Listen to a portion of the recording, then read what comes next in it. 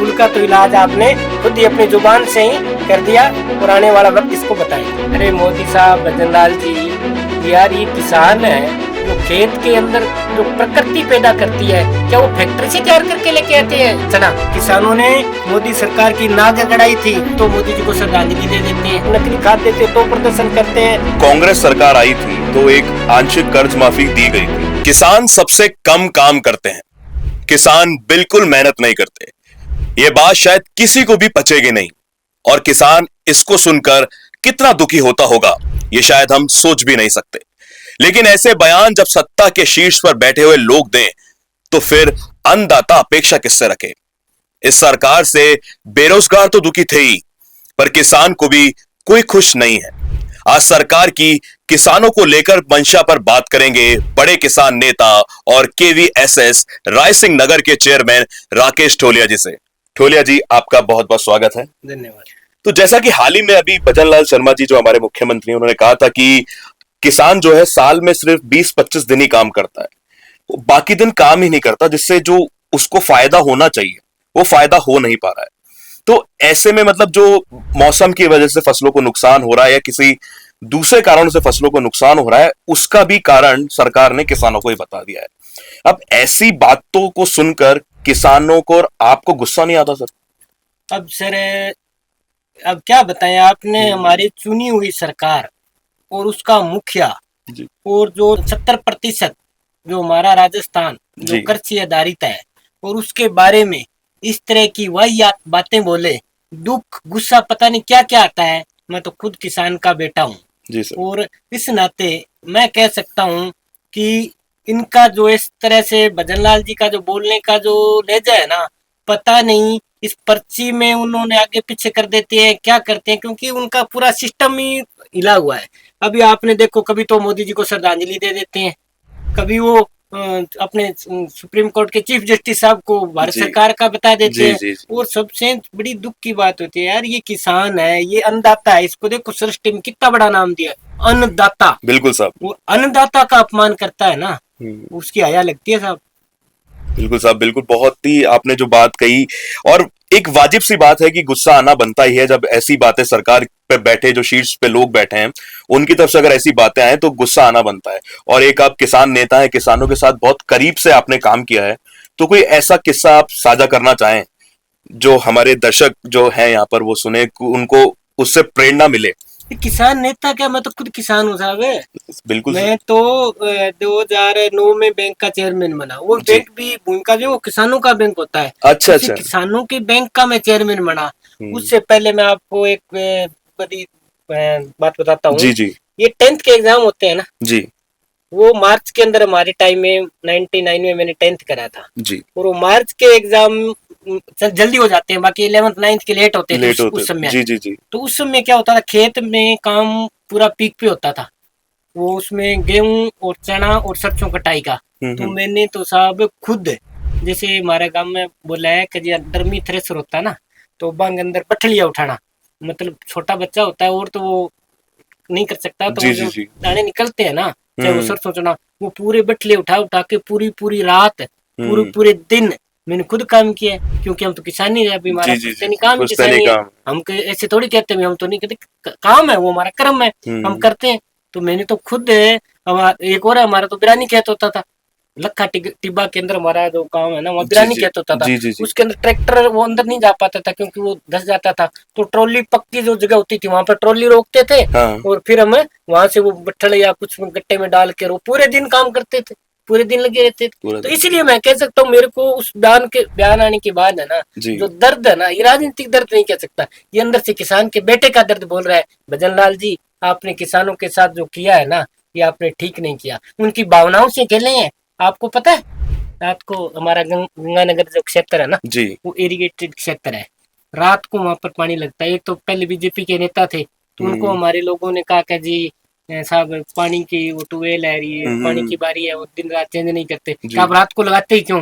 अच्छा। दिन में पानी लगा। अरे उन मूर्खों को कौन बताए भी इरिगेटेड सिस्टम है, जो मोगा जो आउटलेट बोलते हैं, वो पूरे 24 घंटे का चक्रीय क्रम में चलता है।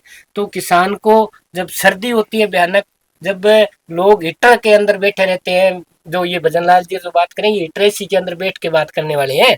जब वो हीटर में बैठे रहते हैं तब किसान उस कड़कड़ाती ठंड के अंदर रात को खेत में काम करता है। जब ये एसी के अंदर बैठे रहते हैं तो भी किसान उस लू के अंदर खेत के अंदर पानी लगाने का काम करता है। तो ये कैसे कह सकते हैं? बिल्कुल सर। और आज अगर किसान काम नहीं कर रहा होता तो सर खाने के लाले पड़ जाते। आज इंसान, आप और हम बैठ के यहाँ पे बात कर रहे हैं, जो हम दिन भर बैठ के खाते हैं, अगर किसान ही नहीं हो हमारे जीवन में और वो काम नहीं करें तो सर बिल्कुल हम कुछ। चलो ये बात अलग है, भी वो तो कर्म है, किसान का भी ये काम का कर्म है। आप पत्रकार हो, आपका काम कर्म करना है। परंतु जब आपके ऊपर या आपकी पूरी बिरादरी के ऊपर सभी पत्रकारों को एक लहजे से कुछ इस तरह का घटिया बात बोली जाए, क्या पूरे पत्रकारों में गुस्सा नहीं होगा? बिल्कुल होगा, बिल्कुल वाजिब बात है, बिल्कुल होगा गुस्सा। अभी ये सरकार को मैं कहना चाहता हूँ, भजनलाल जी, आपने हमारे बागड़ी में कहनी कट्टांटिया छत्तो है ना, भी मात डाल लियो। किसानों से मोदी साहब ने है ना 3 साल पहले वो 3 काले कानून लेके आए थे। किसानों ने मोदी सरकार की नाक गड़ाई थी। और भजनलाल जी, आपने इस तरह का जो वक्तव्य दिया है आने वाले वक्त के अंदर, क्योंकि किसान के हाथ में सिर्फ वो है बटन है, तो बटन अब वो फूल वाला है ना, वो मुरझा जाएगा। क्योंकि जब किसान बटन दबाता है ना, तब वो बड़ों बड़ों को सेट कर देता है। तो इनकी पर्ची वर्ची सब है ना, ये चली जाएगी। अब ये तो वो फूल है ना जी, जैसे फूल है, मान लो प्रकृति का फूल है, वो कौन तैयार करता है? वो भी तो किसान ही तैयार करता है। तो आपका जो फूल है ना, वो भी किसान तैयार करता है। इसलिए उसको काटने का काम भी ये राजस्थान का किसान करेगा। आपने राजस्थान के किसानों की भावना के साथ खेले हैं। और आने वाला वक्त इसका, अभी पंचायती राज के चुनाव के अंदर इनको बताएंगे कि किसान भी क्या होते हैं। 20-25 दिन काम करते हैं या 1 घंटे में आपका काम कर देंगे। आपने कहा ना 20-25 दिन काम करते हैं, आपका जब वोट के डालने जाएंगे तो 1 मिनट में, घंटे ही नहीं 1 मिनट में आपका ये फूल है इसका काम तमाम कर देंगे। ये किसान के अंदर गुस्सा है। क्या बात है सर। अब जैसे पिछली बार जब कांग्रेस सरकार आई थी तो एक आंशिक कर्ज माफी दी गई थी किसानों को, तो आपको क्या लगता है कि आने वाले समय में जब कांग्रेस सरकार वापस आएगी तो पूर्ण रूप से कर्ज माफी दी जाएगी किसानों को? देखो, कर्ज माफी का जहां तक सवाल है, पिछली बार गहलोत साहब की जो सरकार थी उसमें जो कोऑपरेटिव बैंक थे, जिसे सहकारी बैंक बोलते हैं, और दूसरे जो अपने भूमि विकास बैंक है, तो उनमें एक स्कीम योजना बनाई थी। उसमें लघु किसान, तो जो किसान थे भूमि विकास बैंकों के अंदर, उनका 2 लाख से अगर कोई अवधि पार था और 7-8 बीघा जमीन का जो मालिक था, उनका संपूर्ण कर्ज माफ हुआ था। और उसके बाद के अंदर जो ग्राम सेवा सहकारी समिति के माध्यम से जो केंद्रीय सहकारी बैंक जो ऋण देते हैं, वो भी पूरा माफ किया था। अब बात रही नेशनलाइज बैंकों के, तो देखो एक स्टेट का था मामला, तो केंद्र ने उसको सपोर्ट नहीं करा। क्योंकि बैंक वो सारी नेशनलाइज है, जैसे पीएनबी, ओबीसी जो भी बैंक है, उसमें 72,000 करोड़ का ये गहलोत साहब ने बना के भी दिया था। 72,000 करोड़ का एक ऐसा पूरा, जिसके अंदर है कि कुछ केंद्र सरकार मदद कर दे, क्योंकि राजस्थान में उन्होंने कहा था अभी हमारे पास जीता है, हमने 8200 करोड़ का कुछ था वो कर दिया। तो केंद्र सरकार का जो सहयोग नहीं मिलने के कारण किसान को वो नहीं मिल पाया।